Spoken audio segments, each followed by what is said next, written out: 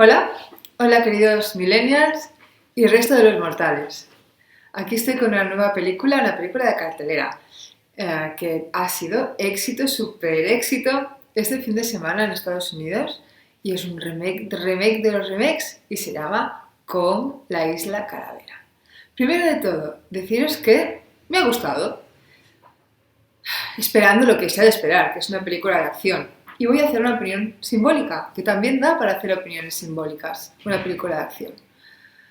El director Vogt Roberts creo que se las ha apañado muy bien y ha tenido la valentía y la lucidez de cambiar el mito de King Kong, que ahora vamos a hablar de qué es.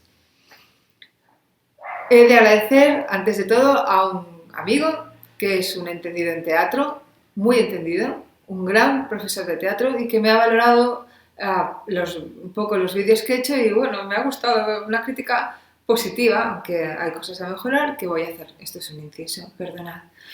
En fin, las versiones de King Kong son de 1933, favorita de Hitler. Luego explicaré, ojalá hubiera hecho efecto en la cabecita de Hitler.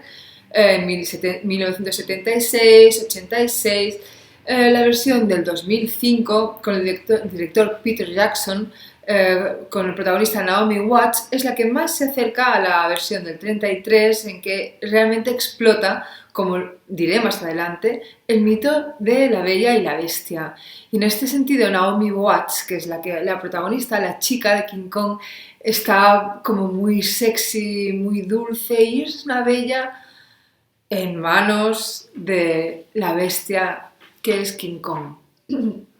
Esta película del 2017, La Isla Calavera, tiene el acierto de dejar de ser, en cierto sentido, novedosa. Y os voy a explicar por qué es novedosa. Bueno, nada es nuevo, porque en la creación se basa, nadie es Dios y nadie crea de la nada. Entonces, es novedosa porque es una película patchwork. ¿Y por qué es una película patchwork? Porque tiene alusiones continuas a otras películas. Por ejemplo, alude constantemente a Apocalypse Now, tanto en la ambientación, en el Vietnam del 75, como en la figura del Coronel Carr. Hay una figura que no es para hacer spoilers, pero que es muy simpática y la recuerda continuamente, ¿no? Hace alusión a esta película, hace alusión también a la Reina de África y se ve un barco destartalado bajando por un río y una travesía larga y difícil en que hay variación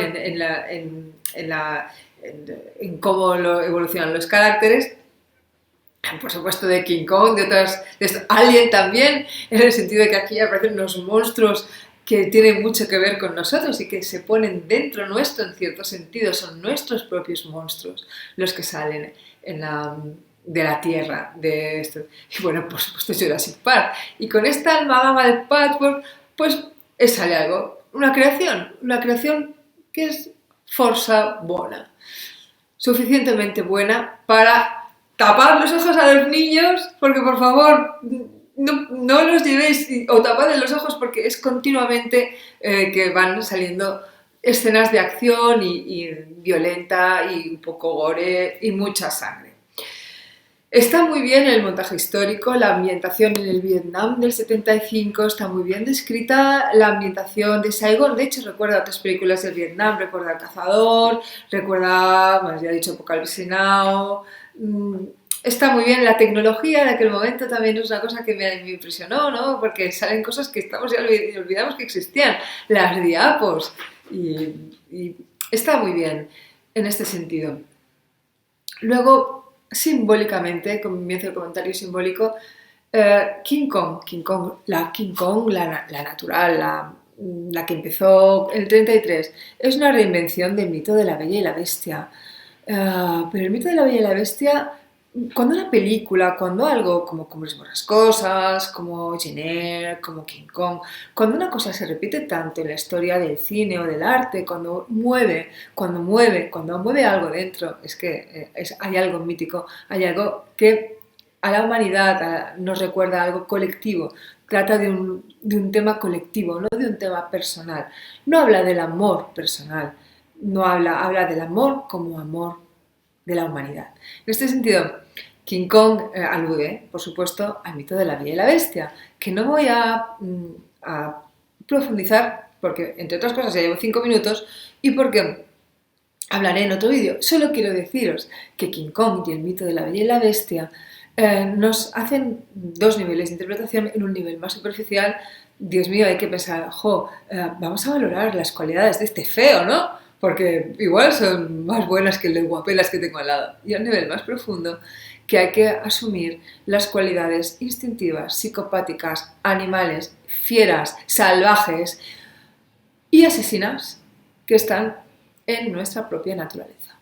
Aparte de este mito de Bella y la Bestia, que en esta película King Kong, la isla Calavera, abandona en cierto sentido, porque el protagonismo de la mujer y el enamoramiento entre la bestia, mono y la mujer es una cosa como una conexión telepática, pero no ahonda en ese problema, sino que multiplica otro tipo de problemática. No os voy a hacer spoiler. Y quitando fuerza al mito de la Bella y la Bestia, esta película pone énfasis en otro mito, que es el mito del inframundo, el mito de Hades, el rey del inframundo, el mito al cual se acogió Julio Verne cuando hizo Viaje al centro de la Tierra, a la posibilidad de una tierra hueca llena de monstruos. Esa posibilidad ya está descrita en la mitología griega, como el reino de Hades, el reino del inframundo, el infierno cristiano, los demonios, los monstruos que lo habitan. Todo esto está potenciado, o sea que en este sentido esta película quita fuerza a un mito, pero la da a otro, con lo cual aquí explicamos su éxito taquillero. King Kong pasa de ser la bestia a ser Cerbero, el perro que guarda el inframundo. En la mitología griega, ese perro de 3 cabezas, que era un monstruo tal como es King Kong, guardaba la entrada al inframundo. En esta película, King Kong guarda la entrada, la salida del inframundo, para que toda esta serie de monstruosos demonios, dinosaurios y reptiles, los reptiles tienen la sangre fría, es la característica, un reptil respecto a un mamífero que es King Kong, simbólicamente son las características psicopáticas respecto a las características humanoides o animales, mamíferos, humanoides, digamos. También es de resaltar que se alude a la leyenda de Ícaro, con lo cual el Ícaro es ese niño, ese hijo que voló tan alto que quemó sus alas con el sol, y ahí la película nos está dando ya pistas de que hay algo simbólico en ella. Es el estándar de Hollywood, quitar fuerza a los mitos, transformarlos y explicar humanamente las posibilidades del mito. Esto es una cosa que se repite en muchas películas, Maléfica, del Disney actual, y creo que es una cosa acertada. No vamos a criticar la industria del cine, ¿no? Vamos a mirar qué es lo bueno.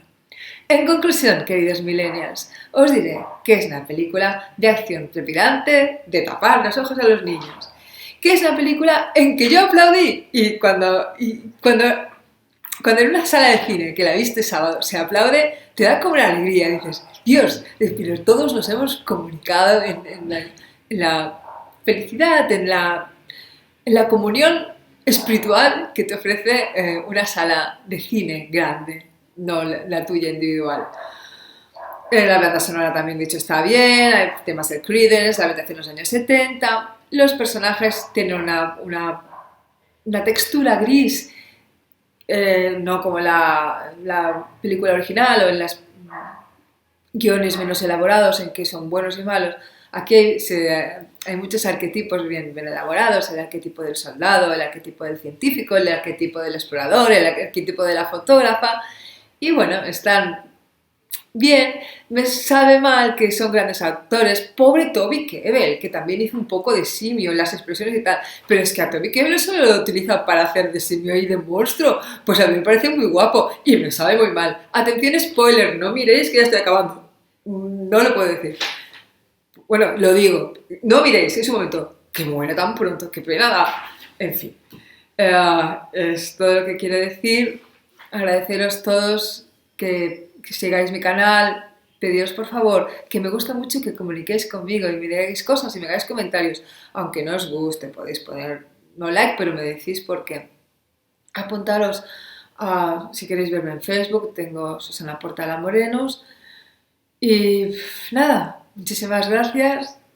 Estoy feliz de compartir en YouTube lo que opino de las películas.